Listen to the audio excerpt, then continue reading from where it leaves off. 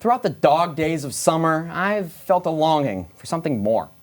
I tried getting into making breakfasts, and not for me. I thought maybe being a grill master could satisfy that itch, but to no avail. No. I knew that only one genus of grain, one phylum of flour, one kingdom of carbohydrates could make me complete once again. I needed to get back into hot take baking. So I am beyond enthusiastic to welcome one and all back into the Hot Takery. I am your head chef, Nolan Collery. Joining me today are two gentlemen who have long awaited the sensation of sinking into a fresh-baked, piping hot take. Michael Landis and Kenny Ojikerie. These two are going to go tear into my takes and let me know if my stuff is worth the hype or if they have more than one gripe. Gentlemen, let's get into it. We're going to start in the AFC East. Now, this division has had an overhaul of talent in the last couple years. There are three teams that you could call real playoff contenders: the Jets, the Bills, and the Dolphins. However, that's a crowded room. Three's a crowd, that's what they say. I think one team has to backslide. One can't make it in. So the first take of the year, Michael Landis, the Dolphins aren't going to make the playoffs. They're going to completely plummet off of their performance from last year. There's just not enough room for them. What do you think? Yeah, I think you're cooking, Nolan. I mean, I think this is a team that we saw go 9-8 last season, barely made the playoffs. And I know you can say Tua was injured. That's fair enough. You know, this is a team that has a lot of explosiveness. You got Takery, you got Jalen Waddle, you got Raheem Mostert. Those are three of the fastest guys in the league. I mean, this is a team that can literally put up 30 points a game easily. But you also got to look at it as a whole team. I mean, their defense was not very strong last season. We saw that a lot. We saw their struggles. And even when they traded for Bradley Chubb from the Broncos and they made the acquisition of Jalen Ramsey from the Rams this year, I mean, he's injured now. He's not even going to be able to start the season. So I think you're looking at some of these things and you compare them to the Bills and the Jets, who have not only gotten stronger from last year, but they were a better overall roster than the Dolphins were. And I think when you just take that team and you put into the mix of the AFC East, I think you're just not going to be able to cook up anything. The Dolphins, I could see them honestly at least finishing third, if not closer to the Patriots, then closer to the Jets or Bills. Nolan, I like that take. You know why? Tua, I'm not a big fan. You see people start to figure him out. He's not much of a second read guy. Once you take away that first read, it looks kind of slow for him. Things start to speed up, and he starts to make mistakes. That offensive line, bottom half of the NFL. It is a terrible, not terrible, but not a good offensive line. We saw it happen. Tua got 2 concussions. They can't protect Tua to save their life.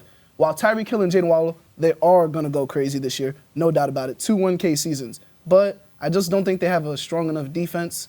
I am a big fan of Mike McDaniel, but I'm not a fan of the Dolphins overall. All right, guys, that was a safe one. We started off pretty easy. We're going to turn up the temperature a little bit. Let's talk about, in my opinion, the most talented division in all of football, the AFC North. The Cincinnati Bengals are going to be contenders for years to come. Lamar Jackson is somehow becoming one of the most underrated quarterbacks in all of football. The Browns are certainly still the Browns, but the team that I think will come out on top, they wear black and gold. They come from the city of steel. I'm going to propose that the Pittsburgh Steelers win the AFC North this year. Kenny, starting with you. What do you think? Nolan, my friend, you might just be Gordon Ramsay because you are cooking. Whew, can I talk about the Steelers? Kenny Pickett, year 2. He's going to make the biggest jump of his career. The man only threw 1 interception in his last 8 games. Come on. We saw him turn the ball over a lot, but a big chunk of his interceptions came from that first early on. But once he got games under his belt, he looked amazing. He's had a good training camp. You know who he's throwing to? He's throwing to George Pickens. George Pickens, I don't know, but I see a little bit of Megatron. We talk about 50-50 ball? No. Look it up. It's a 70-30 ball when it comes to George Pickens. That man catches anything in front of him.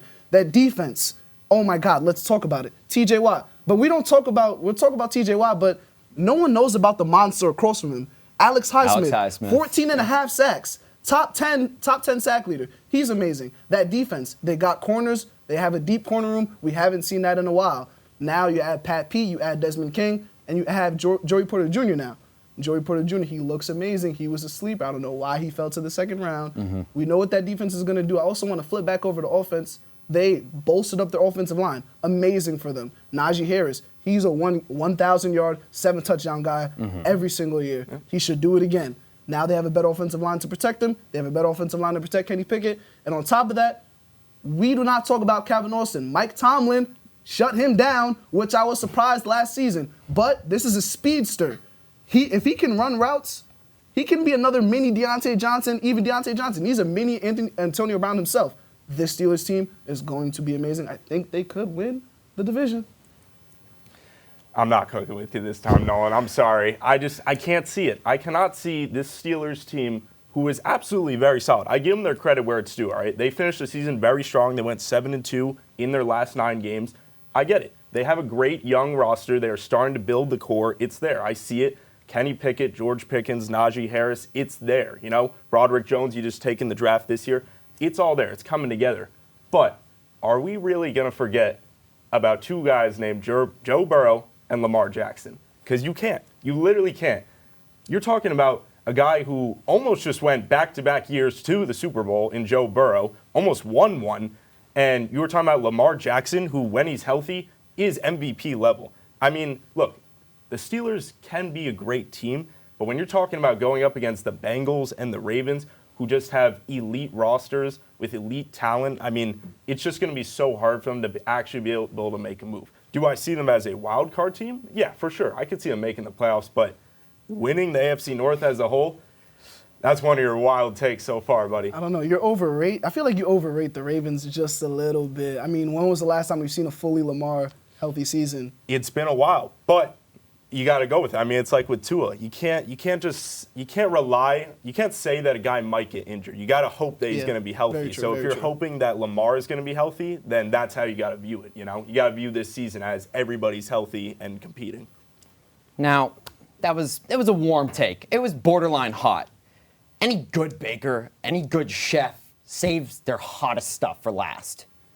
And I am a great baker. Let's look into NFC East, a division that has gone from being called the NFC least just a couple years ago to one of the strongest divisions in all of football. Last season, there were 3 playoff clubs. This season, not only are there 4 playoff quality clubs, but I want to talk about the one who didn't make it.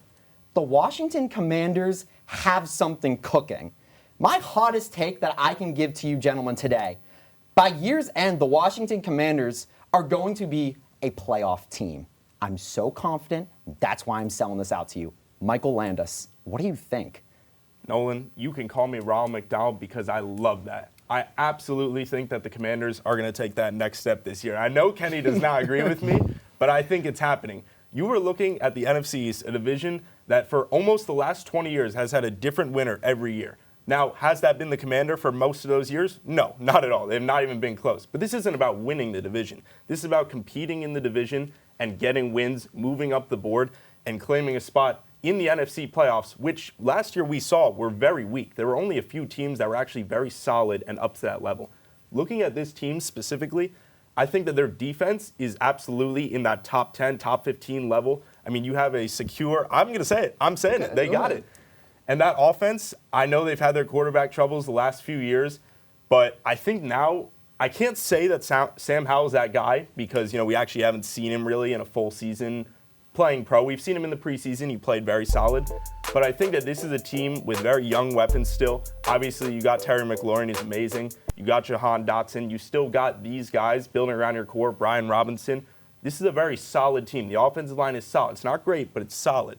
I think this is a kind of team where they can make a Cinderella kind of run and have a great season and sneak in the playoffs at maybe a 9-8 or 10-7 record. I don't know, man. I don't believe in it. Wait, you smell something? Because you're not cooking. It's burning in here. The kitchen is burning right now. That was terrible. The Commanders, no way. No shot. You know why? Sam Howell, I'm not a believer. Who is he throwing to? Outside of Terry McLaurin and Jahan Dotson, who is he really throwing to? All you got to do is blanket them with 2 guys, and it's over with. I do love their running back room, but most importantly, you said solid. That offensive line is horrendous. I do not like that offensive line at all. I don't think they're going to be able to protect Sam Howell. I think that offensive line is on the lower half, not even lower half, bottom 5, if we want to be honest. I think so. And then you flip over to the defense. They haven't always been a healthy scratch. Chase Young, I hope that he bounces back, but it's been a shaky injury history with him. And then on top of that, their secondary. I'm not a fan of their secondary. whatsoever. We saw the offseason drama with the owners and all that. That is going to leak into the season, I feel like. It's not going to set a good standard. I don't know how that culture looks. I am not a fan of the Commanders at all. They're going to be bad. If my takes were for everyone, they wouldn't be hot. I have waited 4 long months to utter these words. The hot takery is closing up shop for the night. The NFL season will continue to deliver deliciously hot action, and you best believe I will be around to bake. For Michael Landis, Kenny Ojikerie, and the team here at Penn State Sports Night, I'm Nolan Collery. Make sure to keep your baked goods hot, but your takes even hotter. Hey everybody, thanks for tuning into this edition of Penn State Sports Night. For more content like this, be sure to subscribe to our YouTube channel, give us a like, and follow our socials down below. And as always, we are Penn State Sports Night.